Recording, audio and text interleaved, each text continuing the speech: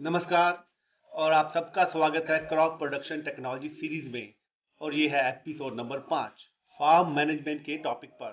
Farm management बहुत ज़रूरी topic है। ये फसलों को व्यवस्थित करने में मदद करता है और उत्पादकता को बढ़ाने में। आज हमारे साथ मिस्टर आर माधवन, जो हमारी मदद करेंगे फार्म मैनेजमेंट को समझने में। स्वागत है माधवन जी। मैं बहुत खुश हूँ कि हम ये कर रहे हैं। आज हम मैनेजमेंट के बारे में चर्चा करेंगे। लोगों को आश्चर्य होगा कि फार्मिंग में मैनेजमेंट क्यों। खेती को और क्षेत्रों की बजाय ज़्यादा मैनेजमेंट की ज़रूरत होती है। मैं इसलिए नहीं कह रहा कि मैं किसान हूँ। इसे बहुत सारी मैनेजमेंट स्किल्स और मैनेजमेंट क्षेत्र की ज़रूरत होती है, जबकि किसान चीज़ों को मैनेज करने में बहुत सक्षम है, पर उनके पास जरूरी चीजों की कमी होती है कि पहले कौन सी करनी है, बाद में कौन सी करनी है। अब हम इस बारे में चर्चा करेंगे कि मैनेजमेंट में वो कौन सी चीजें हैं जिनका हमें ध्यान रखना पड़ेगा। सबसे पहले आपको अपना शेड्यूल, अपनी खेती के तरीके प्लान करने से 1 साल पहले सोचना होगा। आप सोच रहे होंगे कि हम इसे कैसे कर सकते हैं, पर करना होगा। देखिए, बारिश हो सकती है, धूप हो सकती है या कुछ और हो सकता है, पर हमें अपनी ड्यूटी पूरी करनी होगी, जो है प्लानिंग करना और बढ़िया की उम्मीद करना। मैं इसे होमवर्क कहूँगा। हमें इसे करना होगा बेस्ट। कुछ भी हो हम सामना करेंगे, क्योंकि हम अनिश्चितताओं को नहीं जानते और हम किसान होते हुए अनिश्चितताओं के साथ खेल रहे हैं। तो हैरान ना हो, हम हमेशा से प्रकृति पर निर्भर हैं। हम हमेशा से मजदूरों से संबंधित समस्याओं पर निर्भर हैं। हम हमेशा मजदूरों पर निर्भर रहते हैं। तो ये सब मुद्दे हैं जो ये सब समस्याएं पैदा करेंगे और हम सब ये जानते हैं। फिर भी मैनेजमेंट एक महत्वपूर्ण भूमिका निभाता है। अब खेती में मैनेजमेंट से आपका क्या मतलब है? मैंने कहा, जो आप अगले साल करना चाहते हैं उसकी इस साल योजना बनानी होगी। कैसे? तो आपको एक रिकॉर्ड बनाना होगा कि आप हर रोज अपनी खेती में क्या क्या करते हैं। उदाहरण के तौर पर आज आप भूमि की तैयारी कर रहे हैं, तो इसमें आपको क्या क्या दिक्कतें आती हैं, इसके फायदे क्या क्या हैं। अपनी भाषा में अपने आसान तरीके से लिख लें। मैं ये नहीं कह रहा कि आप किताब लिखें, बस ये एक मार्गदर्शक की तरह हमारे लिए काम करेगा। अब एक उदाहरण के तौर पर आपने एक वैरायटी बनाई है। मान लीजिए आपने भुट्टे की कोई किस्म बनाई है, आप उसे उगाने की कोशिश करते हैं। अब ताकि आपको समझ आए, उसके लिए आपको उसके प्रदर्शन का रिकॉर्ड रखना होगा। जैसे जर्मिनेशन की परसेंटेज क्या होगी, मैंने 100 बीज उगाए, उनमें से कितने बीज उगे। हम इंसान हैं, हम इसे भूल सकते हैं अगले साल तक, ये आम बात है। अगर आप इसे रिकॉर्ड करेंगे वैरायटी के साथ, तो आपके पास एक रिकॉर्ड होगा जिससे आपको पता चलेगा कि आपने इतने बीज उगाए और इतने उगे, और मुझे हर 100 बीज पर इतने पौधे मिले। और आप अलग अलग ट्रायल भी ले सकते हैं और देख सकते हैं अच्छा कौन सा है, और उसकी अगले साल बिजाई कर सकते हैं। ये था एक फसल का चुनाव। अब बेचने की क्षमता। बेचने की क्षमता भी बहुत ही महत्वपूर्ण हिस्सा है मैनेजमेंट क्षेत्र का। बेचने का तरीका क्या था? पिछले साल जब आपने फसल उगाई, अपनी फसल बेचकर उससे प्रॉफिट कमाने के लिए आपको कितनी मेहनत करनी पड़ी, और आप केवल इसे मंडी में बेचने के लिए इसे ऐसे ही डाल रहे थे। आपकी समस्याएं क्या थी? अगर आप इस पर एक नोट बनाएं तो इस पर वापस आएं। अब ये समस्या है चुनाव, बेचने की और फसल के प्रदर्शन की। हमेशा अपने खेत की रिपोर्ट लिख लें। मैं कैसे लिखता हूँ? मैं एक डायरी में लिखता हूँ। एक सिंपल डायरी लें। एक दिन की कार्यकारिणी के लिए एक ही पेज प्रयोग करें। अगर उस दिन आप कोई कार्य नहीं कर रहे तो उस पेज को खाली छोड़ दें। वो डायरी, देखिए, मेरे पास पिछले 33 साल से डायरी है, जितना भी मैंने खेत में काम किया है सबका। तो वहाँ मैं लिखूँगा, आज मैंने कुछ भी नहीं किया। कोई दिक्कत नहीं, इसके लिए आपको कोई गिरफ्तार नहीं करेगा। पर फिर भी आप लिख सकते हैं कि आज बारिश हुई, भारी बारिश, हल्की बारिश, औसत बारिश। अगले स्तर पर जाकर मैं क्या करता हूँ? बारिश को रिकॉर्ड कर लेता हूँ। मैनेजमेंट में बहुत ही सरल और सस्ते टूल्स उपलब्ध हैं। केवल और केवल 200 रुपये में, 100 रुपये में आप माप कर डायरी में लिख सकते हैं। अब ये आपकी मदद कैसे करेगा? आपके सिंचाई के शेड्यूल को मापने में। मान लीजिए मुझे 2 इंच की बारिश मिली। 2 इंच की बारिश पिछले एपिसोड में भी रेन वाटर हार्वेस्टिंग में चर्चा की थी, सीजल वाले एपिसोड में। 24 घंटे में अगर 1 इंच बारिश मिले तो आप 1 एकड़ में कई लीटर पानी बचा लेते हैं। अब आपको पता है नीचे कितना पानी जा चुका है, सिंचाई करनी है ये आप डिसाइड करेंगे। तो डेटा रिकॉर्ड करना आपकी मदद करेगा आपकी कार्य प्रणाली को फायदेमंद बनाने में। हमने इस पर चर्चा की एग्रीगेशन में ये कैसे ज़रूरी है। सिंचाई की योजना ज़रूरत के हिसाब से, ना कि कैलेंडर के हिसाब से। ज़्यादातर किसान दुर्भाग्यवश इस संडे को मैंने सिंचाई की थी तो इस संडे को करनी चाहिए। नहीं, आप खाते हो जब आपको भूख लगी हो, ना कि आपको हर 3 घंटे खाना ही है। अगर आपको भूख लगी है तो खाओ, वरना मत खाओ। बिना भूख खाने से क्या होता है ये आप अच्छे से जानते हैं। फसल के साथ भी बिल्कुल यही होता है। तो हम एक जैसे हैं। तो अब अगली ज़रूरी चीज़ क्रॉप रोटेशन। क्रॉप रोटेशन क्या है? क्रॉप रोटेशन एक सिस्टम है जिसमें एक से ज़्यादा फसल एक के बाद एक उगाई जाती है। उदाहरण के लिए मैंने गेहूं उगाया, अब एक ही धरती में बार बार गेहूं मत उगाएं। क्रॉप रोटेशन के बहुत सारे फायदे हैं अगर वैज्ञानिक तरीके से प्रयोग करें। अब उससे आपका क्या मतलब है? आप जानते हैं हमें किस चीज़ की ज़रूरत है? पौष्टिक खाने की, सालाना कम खर्चे पर, है ना? तो आप कैसे करेंगे? अनाज की फसल उगानी होगी। अनाज क्या है? गेहूँ, धान, मक्का, बाजरा, ये सब अनाज के अंदर आता है। अनाज की फसल, ठीक। तो आपने उपयुक्त अनाज बना लिया है। अब आपको प्रोटीन चाहिए। ज़्यादातर भारतीय शाकाहारी ही होते हैं। हम उनके बारे में बात करेंगे। तो हम उनको प्रोटीन कैसे दें? ज़रूर दूध से बने पदार्थ हैं, लेकिन आप किसान होकर इस पर कैसे काम करें? दालें अहम भूमिका निभाती हैं। अब क्रॉप रोटेशन में योजना बनानी होगी कि दाल कब उगानी है। ये जगह, क्षेत्र और मौसम के लिए अलग होता है, पर हमारे शेड्यूल में सोचना होगा कि साल में एक फसल दाल की उगाई जाए। तो अगला है सब्जियां। यहाँ से आप पैसा कमाते हैं और सारे मिनरल्स आपकी सब्जियों से आते हैं। उस विंडो का अब आपको हिसाब करना होगा। अब इन तीनों को क्रॉप रोटेशन कहते हैं। पहले हम इकोनॉमिक्स पर बात कर लेते हैं, फिर हम विज्ञान पर लौटेंगे। इकोनॉमिकली क्या?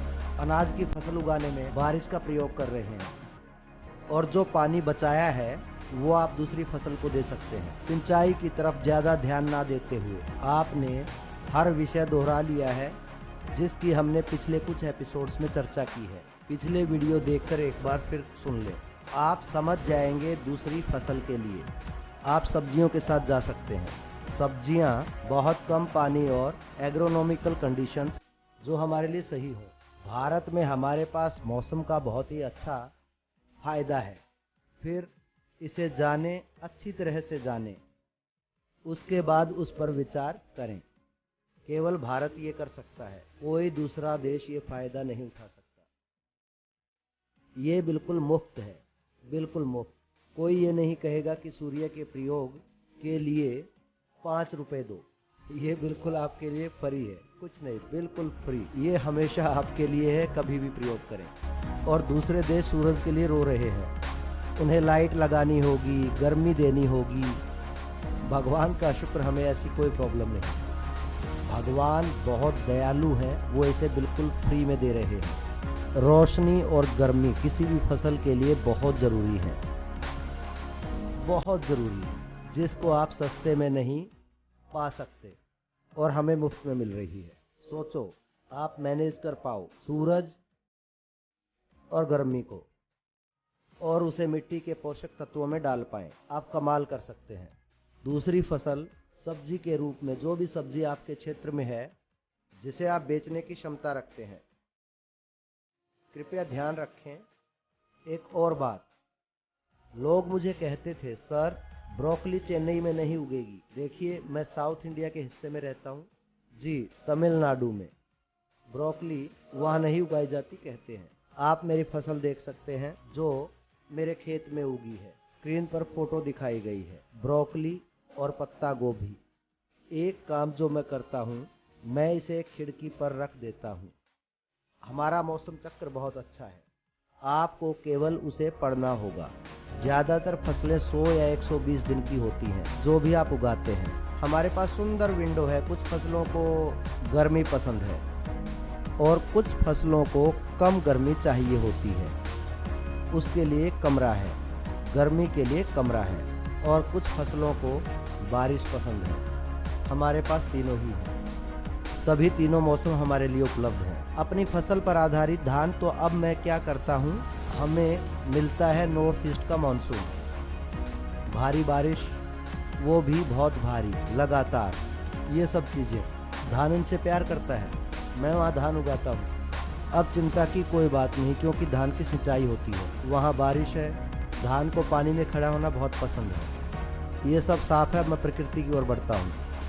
वो पल जब मौसम बारिश से सर्दी की तरफ जाता है, वो सूखा होता है, उसी समय ठंडा, मैं वहाँ सब्जियाँ बो देता हूँ, क्योंकि वो मौसम सब्जियों का प्यारा होता है। बारिश नहीं, उसी समय पर सूरज भी। हम सब जानते हैं, हम इसे नज़रअंदाज कर देते हैं। सब कहते हैं उत्तरायण दक्षिणायन दो, इसका मतलब आप सब जानते हैं। सूरज का संक्रमण जो कि 15 जुलाई से 14 जनवरी तक होती है, तो ये शिफ्ट सबसे ज़्यादा और कम लाइट आवर्स देती है। तो आप चुने कि सबसे ज़्यादा लाइट आवर्स पसंद है, तो उसी समय हम थोड़ा सूरज से दूर होते हैं, तो ये ज़्यादा तीव्र नहीं होता।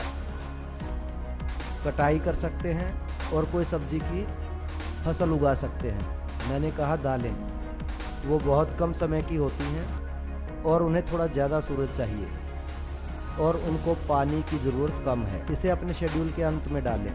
गर्मियों की ओर, मतलब कि जब आप गर्मी के पास पहुँचे तो आप दाल उगा पाएँ। दाल, मैं अब इस पर आऊँगा कि मैनेजमेंट में 3 रोटेशन क्यों।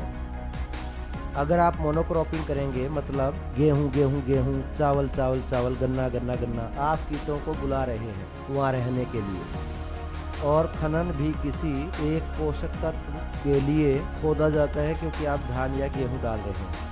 और अगर आप क्रॉप रोटेशन करते हैं तो अलग अलग फसल अलग अलग पोषक तत्व मांगेंगी। इसका मतलब मिट्टी एक समान रूप से पोषक तत्वों को ग्रहण कर पाएगी। खनन भी समानता में। दालें, उनका एक अच्छा फायदा है नाइट्रोजन फिक्स करने का हवा से जड़ों में, मतलब ये आपके लिए एक फायदा है। वातावरण में नाइट्रोजन फ्री में मिलती है। दलहन फसलों को उगाकर तीसरी फसल के रूप में अपनी मिट्टी में नाइट्रोजन फिक्स कर रहे हैं, मतलब एक महत्वपूर्ण पोषक तत्व मुफ्त उपलब्ध है अगर आप मैनेज कर हवा से मिट्टी में डाल पाएं। और ऐसा दाल की फसल करती है। और हम सब दाल खाते हैं। भारत में ज़्यादातर लोग दाल खाते हैं। किसी भी खेत में, चाहे आप सांभर बनाएं, दाल बनाएं या फिर उसे छौंकें, लेने के बारे में छोड़े पर हम इसे खाते हैं। दाल हमारे खाने का हिस्सा है। लगभग हर रोज़ 2 बार हम किसी ना किसी तरीके से इसे लेते हैं, चाहे इडली बनाएं या कुछ और। तो कैसे भी दाल लेते हैं। तो अब दाल हमें प्रोटीन देती है और मिट्टी की सेहत का ख्याल रखती है। अब मैनेजमेंट पार्ट पर महत्वपूर्ण बात यह है कि हम 3 फसलें केवल भारत में ही उगा सकते हैं। तो हम इसका फ़ायदा क्यों नहीं उठाते? इसके लिए हमें केवल मैनेजमेंट का ध्यान रखना होगा। फसल के दौरान नहीं, ये इसके बारे में है। General, agronomical, economics, crop rotation का महत्व, इन चीज़ों को याद रखने के लिए। अगली चीज़ जिस पर मैं बात करूंगा वो है मैनेजमेंट फसल चक्र के दौरान। ये बहुत ही ज़रूरी है। जब फसल उगती है बच्चे की तरह होती है, बच्चे की तरह ख्याल रखना होता है। इसके 3 विंडो होते हैं इंसानों की तरह। मैं इसकी बार बार इंसानों से तुलना कर रहा हूँ ताकि आपको अच्छे से समझ आ जाए। हमारा बचपन होता है, जवानी होती है, रिप्रोडक्शन होती है और बुढ़ापा। मतलब आप एक बच्चे हैं जो स्कूल जा रहा है, खेल कूद कर बड़ा हो रहा है। आप केवल खेल कूद नहीं कर रहे, बढ़ भी रहे हैं। मतलब आपकी ग्रोथ बचपन में होती है, कुछ सालों बाद आप नहीं बढ़ते हैं, बस इतना। उस बढ़ने के समय पर मैनेजमेंट एक अहम भूमिका निभाती है। जैसे आपकी माँ आपका ख्याल रखती है, क्या आपने ठीक से खाया, क्या आप सब अच्छे से कर रहे हैं, क्या आप बढ़ रहे हैं। आपने वास्तव में देखा होगा, अपने बचपन के बारे में आप अपनी माँ से पूछ सकते हैं कि आपकी माँ हर महीने आपका वजन करती थी, आपको अस्पताल ले जाती थी वजन मापने के लिए हर महीने जब आप बढ़ रहे थे। ऐसा क्यों? सभी पोषक तत्व आपके अंदर पोषण पहुंचा रहे थे कि नहीं आपके सिस्टम में। फसल उगाते हुए आपको ये सब ध्यान रखना होगा वेजिटेटिव फेज के दौरान। अब हम इसे बचपन कहते हैं, जो कि वहाँ वेजिटेटिव है। इस अवस्था में आपको उन्हें कीट मुक्त रखना बहुत ज़रूरी है। इन सब के पीछे की सोच धरती के पर यूनिट एरिया में फसल के प्रदर्शन को बढ़ाना है। ये बहुत आसान है। धरती के पर यूनिट एरिया में फसल के प्रदर्शन को बढ़ाना। जैसे कि मेरे पास 1 एकड़ धरती है, मैंने उस 1 एकड़ धरती का इस्तेमाल किया है अपनी फसल को ज़्यादा से ज़्यादा बढ़ाने में। इसका मतलब क्या? ये सब स्टेप आपकी फसल उत्पादकता को बढ़ाने के लिए होने चाहिए। उत्पादकता आपकी चाबी है। देखिए, फसल एक सही वातावरण में वह खुद को काबू कर सकती है। बात यह है, आप उतना दें जितने की ज़रूरत है। और आप मैनेजमेंट स्किल्स के बारे में जानना होगा। हम बात कर रहे थे फसल उगते समय, मैंने कहा था वेजिटेटिव के दौरान ये कीट और खरपतवार मुक्त होने चाहिए। इरिगेशन पर ध्यान दें, सिंचाई का बहुत ही ध्यान रखना होगा शुरुआती समय में। वेजिटेटिव स्टेज के दौरान हमारी तरह जब हम बच्चे होते हैं तो हमें भागना होता है, कूदना होता है, खेलना होता है। ये बहुत ही ज़रूरी चीज़ें हैं, नहीं तो आप इंसान नहीं हैं। एक बच्चे के नाते आपको खेलना, कूदना, रोना ये सब करना होगा। शरारत भी करेंगे ताकि आपकी मम्मी आपके पीछे घूमती रहे। ये आपकी ग्रोथ का एक हिस्सा है। अगर आपकी ग्रोथ सेहतमंद रहेगी, जब आप बढ़ते हैं, वयस्क बनते हैं, अडल्ट, प्रजनन के दौरान आपका दिमाग और अच्छे से काम करता है। ऐसे ही सभी चीज़ें दी जाती हैं। फसलों के लिए पोषक दिया जाता है तो फसल प्रजनन के लिए खड़ी रहती है। प्रोडक्शन क्या है? मतलब कि उत्पादन के लिए तैयार है। जैसे अनाज, फल, कुछ भी वो हमें वापस करते हैं। अगर इस दौरान अच्छे से मैनेज नहीं किया गया तो कुछ नहीं होगा, बिल्कुल ज़ीरो। कटाई के समय आप कुछ भी मैनेज नहीं कर सकते, कुछ भी नहीं। तो आपको मैनेजमेंट करनी होगी बिल्कुल शुरुआत में। हमने बहुत सारे एपिसोड्स में बात की है, इसीलिए मैंने कहा था 60% भूमि की तैयारी में जाना चाहिए। पिछले एपिसोड में मैंने इसके बारे में बात की थी। मैंने कहा था हमें सबसे ज़्यादा ध्यान देना होगा भूमि की तैयारी पर। क्यों? ताकि हम अपने फ़ायदे बढ़ा सकें। देखिए, फसल का उत्पादन पर यूनिट एरिया, हमारी रिसर्च और विज्ञान में बढ़ोतरी, खेती में पौधों की प्रजातियों के बारे में पता चला है। हमारे पास हैं बहुत सारी वैरायटियाँ जिन्हें हम कहते हैं जेनेटिक्स, पर जिनके पास जेनेटिक क्षमता है, पर अब आप उस बीज से जेनेटिक क्षमता कैसे ले सकते हैं, है ना। और मैनेजमेंट, नर्सरिंग क्या है? मैनेजमेंट। आप इसे कैसे मैनेज करते हैं कि बीज आपको अच्छा फल दे। एक अनाज को मुझे क्या देना चाहिए? 1000 अनाज। मैं कैसे करूं? इसको लेने के लिए क्या करूं? तो मैनेजमेंट स्किल्स शुरुआत से ही हमारे पास आती हैं। 1 साल पहले योजना बनाने से, अगले साल आपको क्या उगाना है, अगले साल कौन सी वैरायटी होनी चाहिए, इसकी योजना कैसे बनानी है, आपकी मिट्टी की सेहत कैसी थी, सब रिकॉर्ड्स अपने साथ रखिए, आप अपनी भाषा में, अपने साधारण तरीके में, जहां आप समझ सकें और आपको क्यों समझना है, ताकि आप आगामी फसलों की योजना बना सकें और उन्हें बेचने की क्षमता भी।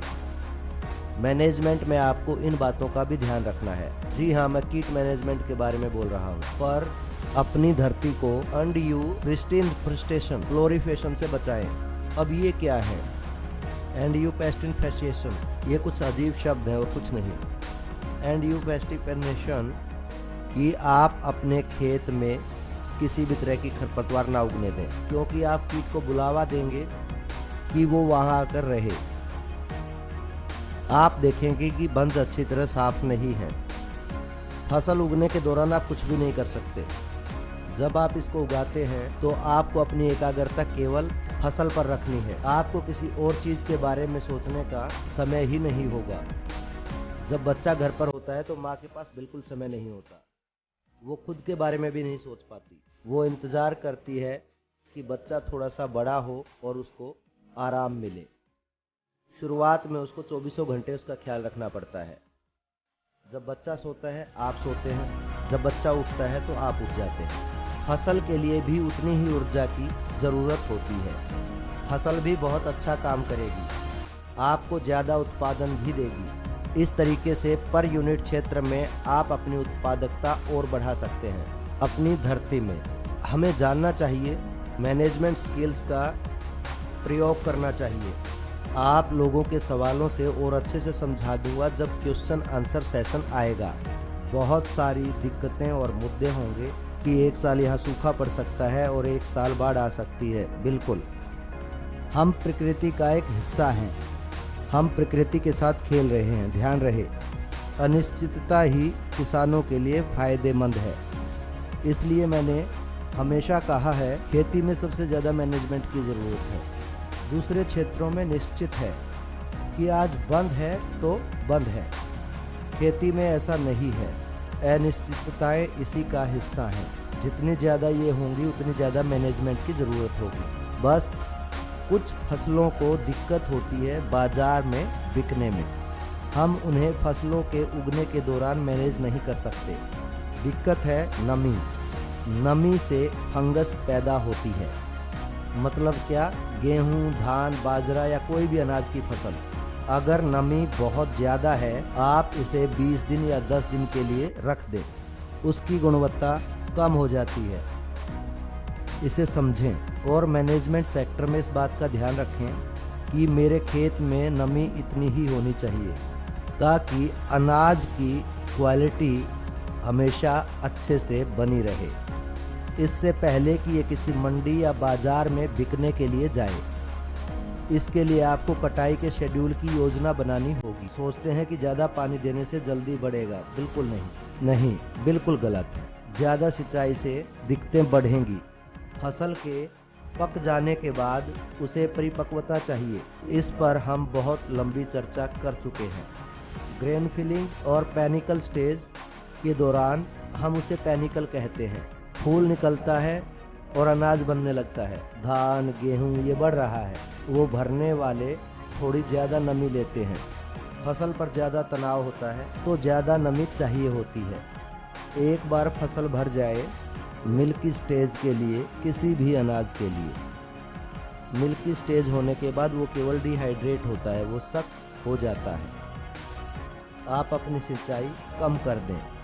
अपनी फसल की कटाई को सही मैनेज करें तो फायदे हैं कि कंबाइनर बहुत आसानी से मिल सकता है। मेरे कुछ साथी किसान इस क्षेत्र को नज़रअंदाज कर देते थे। अपने खेत में कंबाइनर नहीं चलाते थे। कोई भी प्रॉब्लम हो जाती थी, या तो उसको वहां पहुंचने में 10 से 15 दिन लग जाते थे या फिर बहुत भारी बारिश हो जाती थी। अगर आप पिछले साल की बारिश का हिसाब लगाकर इसे अच्छे से मैनेज कर पाएँ, शायद वो पास हो जाए। फेल भी हो सकता है, पास भी हो सकता है, मैं कुछ नहीं कह सकता। पर आप योजना क्यों नहीं बनाते?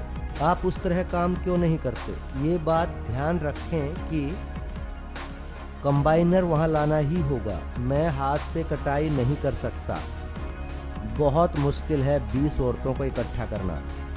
तो क्यों अपने आप को परेशान करें गेहूं, चावल, धान या कोई भी फसल काटने के लिए। अगर आप अच्छे तरीके से नमी के लेवल को मैनेज करें तो हार्वेस्टर आ सकता है। कटाई बहुत कम समय में हो जाएगी। ना केवल समय बचाते हैं बल्कि फसल की गुणवत्ता भी बढ़ जाती है। ये सब मैनेजमेंट स्किल्स के हिस्से हैं जिनका आपको ध्यान रखना ही होगा। दूसरी बात, रख रखाव यहाँ आता है मैनेजमेंट के हिस्से में।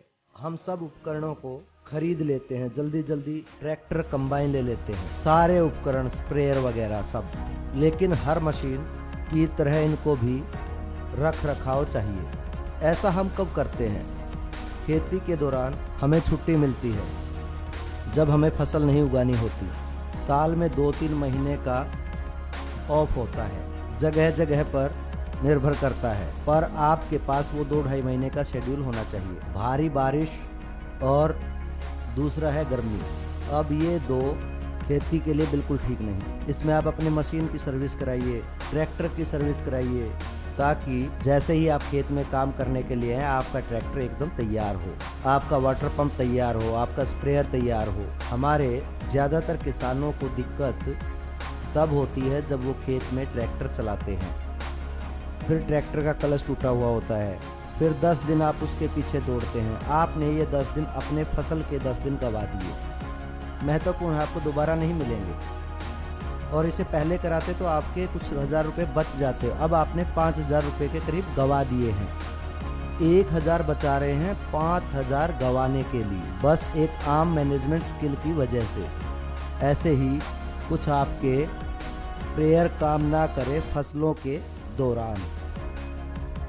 जब आप फसल उगाते हैं तो आपका पूरा ध्यान फसल पर होता है। आपके पास इतना समय नहीं होता है कि आप स्प्रेयर लाएं, इसे नज़रअंदाज करना पड़ता है। आपको स्प्रेयर नज़रअंदाज करना होगा या फिर आपको कम स्प्रे करना होगा। ये सब आपकी उत्पादकता को कम करता है। पर अगर हम इन सब क्षेत्रों में मैनेज कर पाएँ, फसल चक्र के दौरान जैसा मैंने कहा, बीज से लेकर पहले 35 दिन तक वेजिटेटिव मतलब ये बढ़ रहा है, फिर उसके बाद ध्यान देना होगा पौध पर, अनाज पे, फूल या जो हम खाने वाले हैं। फिर आती है मैच्योरिटी।